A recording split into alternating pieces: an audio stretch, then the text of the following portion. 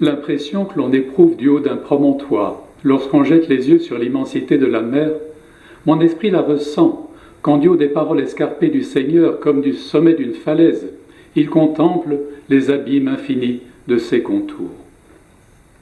On voit souvent au bord de la mer s'élever un de ces éperons rocheux qui offre au flot une surface abrupte du haut jusqu'en bas et dont la crête surplombe l'abîme. Le vertige que l'on ressent de cette hauteur en jetant les yeux sur les gouffres marins, mon âme l'éprouve aujourd'hui, où cette grande parole du Seigneur l'adresse au-dessus des abîmes. Heureux ceux qui ont le cœur pur, car ils verront Dieu. Ce sont les paroles de saint Grégoire de Nice qui s'adressent à nous en ces termes. Il ne s'agit pas de Nice sur la côte méditerranéenne, mais bien d'une ville de l'actuelle Turquie, aujourd'hui Niksar, située en région de la mer Noire. Cette ville fut autrefois appelée Néo-Césarée. Grégoire est né vers 335. Son frère Basile, son aîné de 5 ans, exerça sur lui une influence déterminante, comme sa sœur Macrine, dont il a écrit le récit de sa vie. Grégoire se maria et exerça le métier de rhéteur, c'est-à-dire en quelque sorte d'expert en expression orale. Après que l'empereur Julien ait retiré l'interdiction d'enseignement pour les chrétiens, en 365, Grégoire devint maître de rhétorique. En 370, son frère Basile est nommé évêque de Césarée en Cappadoce. C'est une époque difficile. L'empereur Valens persécute ceux qui soutiennent les décisions qui ont été prises au concile de Nicée. Pour soutenir son parti, si on peut s'exprimer ainsi, en 371, Basile fait élire évêque son frère Grégoire de Nice, et ceci pratiquement contre son gré. D'ailleurs, Basile exprime à plusieurs reprises dans ses lettres son mécontentement envers son frère Grégoire de Nice. Finalement, en 376, un synode d'évêques dépose Grégoire, mais il est réinstallé en 378 après la mort de l'empereur Valens.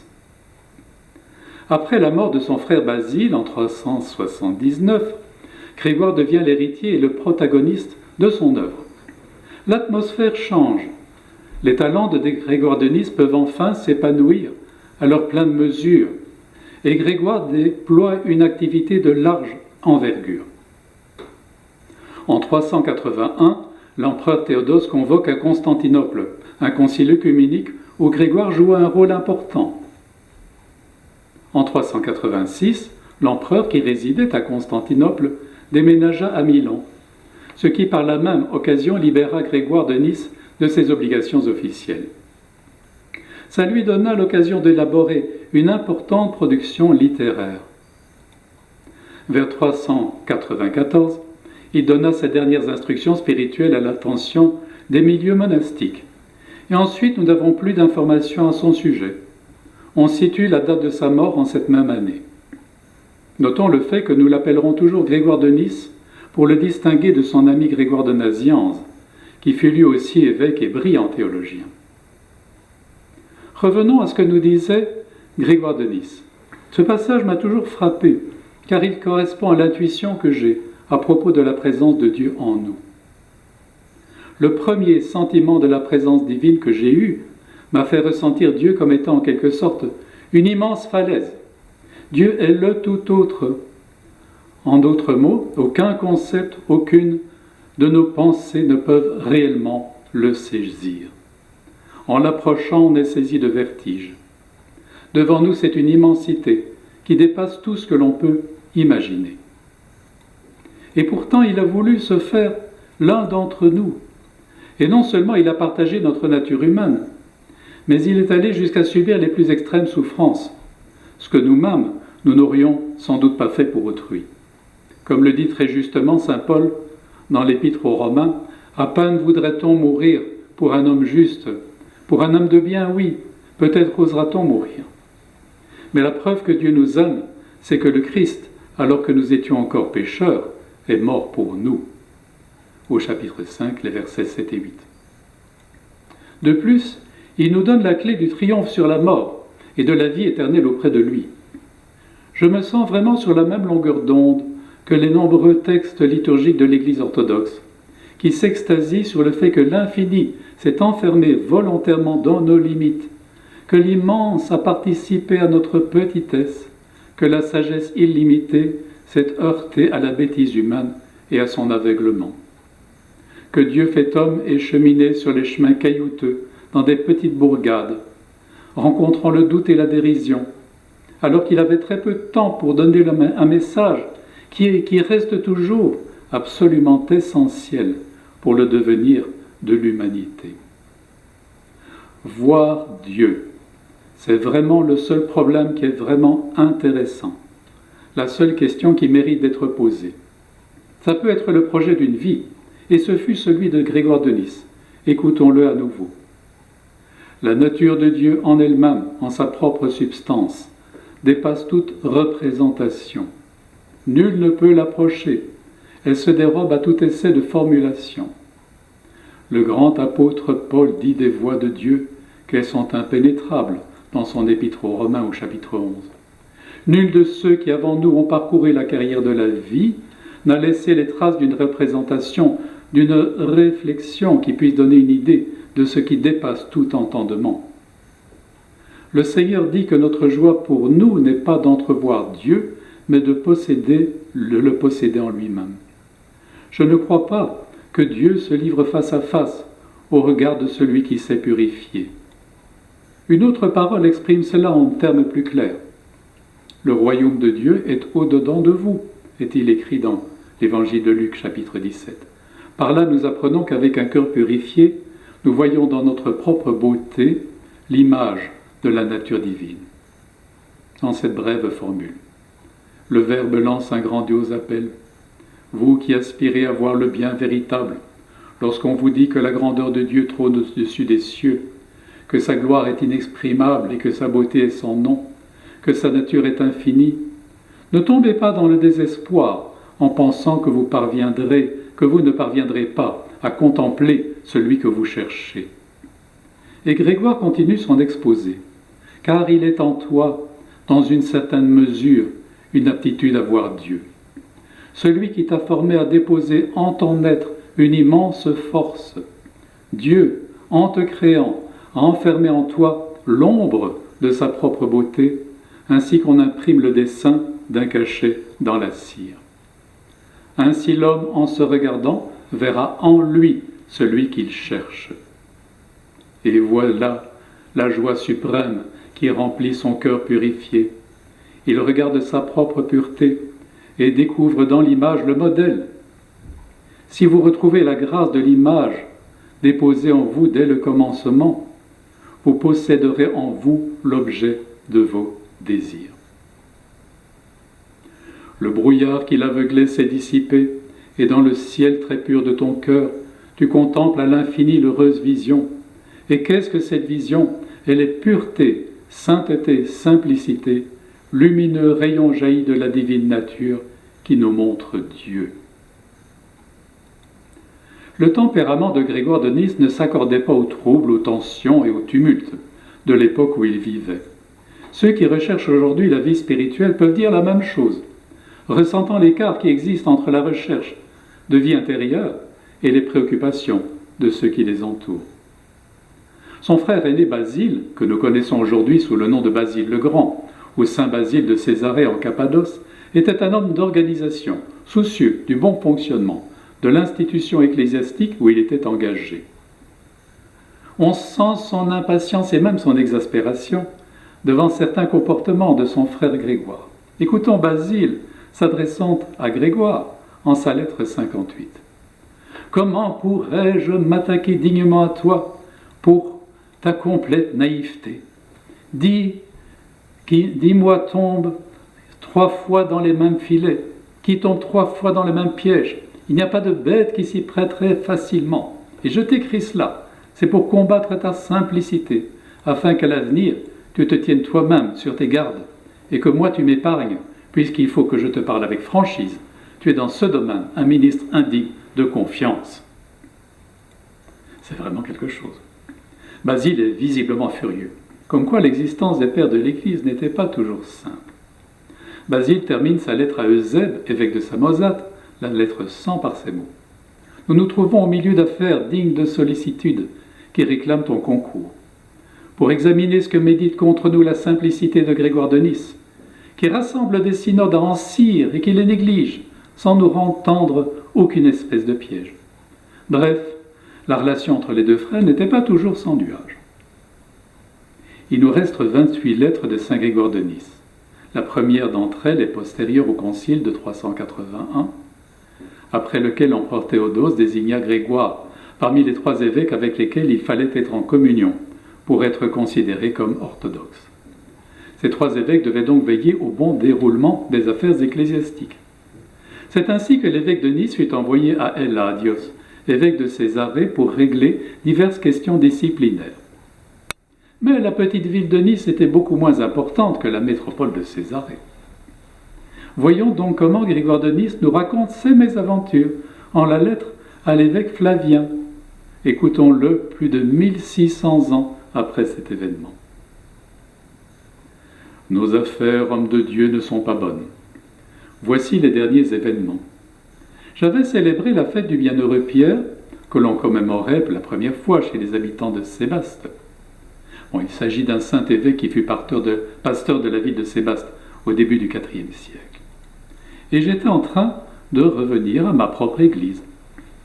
Quelqu'un m'avertit que Elladios se trouvait dans un district montagneux du voisinage. Lorsqu'un de mes familiers, venu me trouver en toute hâte, m'eut assuré qu'il était malade, je laissai ma voiture sur place. C'était un chariot à 4 roues tiré par des mules. À l'endroit même où j'avais reçu cette nouvelle, et je me mis à faire à cheval le trajet qui nous séparait. Un trajet escarpé et presque impraticable du fait de la raideur des pentes. 15 000 comme nous l'avons appris des gens du pays. Telle était la mesure des distances qui nous séparaient. Après les avoir parcourus à grand-peine, parti à pied, parti à cheval de bon matin, car j'avais même fait une partie du trajet de nuit, j'arrive à la première heure du jour à Andaemona, ainsi que s'appelle l'endroit où celui-ci présidait l'assemblée, avec 2 autres évêques. Ayant aperçu de loin, d'une hauteur surplombant le village, l'assemblée réunie en plein air, nous avons parcouru lentement le reste du trajet, avançant à pied, moi et mes compagnons, et tirant nos chevaux par la bride. Ainsi eurent lieu en même temps les 2 événements. Elladios quitta l'assemblée pour se rendre dans sa maison, pendant que nous approchions du martyrium. Un martyrium, c'est une petite église dédiée aux martyrs. La célébration fut une vigile nocturne qui dura toute la nuit et se termina par la divine liturgie au matin. Dans ce pays chaud, il est préférable de célébrer les offices dans la fraîcheur de la nuit. La longueur de cette célébration ne doit pas nous effrayer. Ça se déroulait avec une liberté toute orientale, et c'était en fait une œuvre collective, où chacun faisait sa part en tant que chantre, célébrant aux simples fidèles. L'assemblée, quant à elle, se tenait en plein air, vu la petitesse de l'édifice du culte. Grégoire continue son récit. Sans retard aucun, nous avons envoyé quelqu'un pour avertir de notre arrivée. Je suis resté assis en plein air, attendant celui ou ceux qui m'introduiraient, tout en étant exposé au regard de ceux qui étaient venus à la réunion, spectacle peu opportun. Le temps passa un long temps, sur quoi somnolence, torpeur, la fatigue du chemin accentuant la torpeur, une violente chaleur. Ceux qui nous regardaient, ils nous montraient du doigt les uns les autres.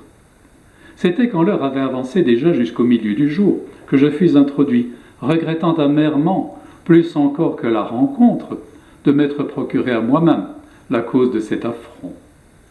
Lorsqu'à grand-peine le temple fut ouvert pour nous et que nous pénétrâmes dans le sanctuaire, la plupart s'en virent interdire l'entrée, mais avec moi put pénétrer mon diacre, qui soutenait de son bras mon corps épuisé de fatigue. Je saluai Elladios et restai debout un moment, de façon à ce qu'il m'invite à m'asseoir, mais il n'y eut rien de tel. Je me détournai confus et allai m'asseoir sur un des bancs qui se trouvait à quelque distance, en attendant de voir s'il nous adresserait quelques paroles bienveillantes, ou du moins nous ferait du regard quelque signe amical. Mais tout alla au rebours de mes espérances. En effet, à partir de ce moment, silence profond comme la nuit, tristesse tragique, stupeur épouvante, mutisme total, le temps qui s'écoule pendant un long moment, comme dans une nuit noire. Je n'arrivais pas à me convaincre de rester tranquille, car mon cœur en moi était bouleversé par l'extravagance de ce qui se passait et repoussait violemment toute idée de patience. Finalement, je m'adressai à lui. Est-ce que par hasard, ma présence est un obstacle à l'un des soins qui te sont dispensés pour ta santé, et convient-il que je me retire ? Comme il me disait qu'il n'avait pas besoin de recevoir des soins, je lui adressai quelques paroles obligeantes autant qu'il m'était possible. Et comme celui-ci expliquait en peu de mots qu'il nous en voulait en raison de multiples offenses, je lui répondis « Ma conscience est entièrement en paix en ce qui concerne ma conduite envers toi. » Irrité par mes paroles, il n'accepta pas que j'ajoute encore des preuves à ce que je venais de dire. La 6e heure était déjà passée, le bain était prêt, le repas en préparation. C'était un samedi de la fête des martyrs. Après la grande fatigue que nous avions subie du fait du voyage, et après la si forte chaleur qui nous avait desséchés, assis en plein air, à ses portes, après cette sombre tristesse que nous avions dû supporter alors que nous étions en sa présence, il nous renvoie faire le même chemin, devant affronter la fatigue avec un corps déjà affaibli et épuisé. De sorte que c'est à grand-peine que vers le soir, nous avons retrouvé notre compagnie, après en avoir beaucoup enduré pendant l'intervalle. En effet, un nuage de tempête qui s'était formé subitement dans les airs nous frappa jusqu'à la moelle des os d'une pluie violente, et à cause de l'excessive chaleur, nous étions sans équipement qui nous protégeât de la pluie.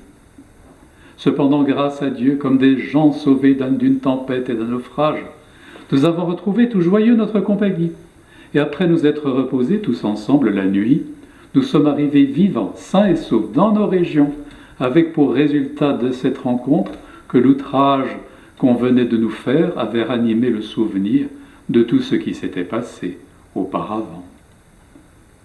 Ainsi se termine l'aventure. On ne peut pas imaginer échec plus total que cette ambassade. Aujourd'hui, quelqu'un qui cherche la voie spirituelle a l'impression de ne pas être en accord avec son époque. Souvenons-nous qu'il y a plus de 1600 ans, Grégoire de Nice éprouvait le même sentiment. Grégoire de Nice a beaucoup à nous apprendre. L'une des notions importantes qu'il nous enseigne, c'est que la perfection n'est pas un état immobile. La perfection est dans le mouvement lui-même. Écoutons-le. La participation au bien divin est telle qu'elle rend plus grand et plus capable de recevoir celui en qui elle se produit, si bien que s'accroît toujours celui qui en est nourri et que jamais ne cesse sa croissance. C'est dans son ouvrage sur l'âme et la résurrection. Celui qui ressent une disposition amoureuse à l'égard de la beauté essentielle est animé par son espérance, qui ne cesse de l'entraîner vers la beauté qu'il a vue, à celle qui est au-delà et qui enflamme continuellement son désir de ce qui reste encore caché, par ce qu'il découvre sans cesse. Il s'ensuit que l'ardent amant de la beauté, recevant ce qui lui apparaît continuellement comme une image de ce qu'il désire, aspire à se rassasier de la figure même de l'archétype. Car c'est en cela que consiste la véritable vision de Dieu, dans le fait que celui qui lève les yeux vers lui ne cesse jamais de le désirer. C'est dans son ouvrage le plus important, La vie de Moïse. C'est là réellement voir Dieu que de ne jamais trouver de satiété à ce désir, ainsi nulle limite ne saurait interrompre le projet de la montée vers Dieu. Puisque tu es tendu d'un grand désir de ce qui est en avant, et que ta course ne connaît pas de lassitude, puisque d'autre part tu sais que le bien n'a pas de limite, mais que le désir est toujours tourné vers quelque chose de plus, sache qu'il y a près de toi un lieu si grand qu'en le parcourant, tu ne pourras jamais trouver un terme à ta course. Dans son splendide commentaire sur le Cantique des Cantiques, Grégoire nous confie « Celui qui cherche Dieu ne voit jamais dans le bien obtenu la borne de son désir. La surabondance de ce que l'on obtient éternellement est infinie. Cela est sans fin pour celui qui y prend part, et les progrès pour ceux qui y participent, passant par des biens toujours plus grands, perdurent dans toute l'éternité des siècles. L'obtention d'un bien devient le commencement d'une découverte de biens plus élevés pour ceux qui progressent. Celui qui monte ne s'arrête jamais allant de commencement en commencement, et le commencement des biens, toujours plus grand, n'a jamais de fin. Et c'est un tel progrès vers la lumière que je souhaite à chacun d'entre vous.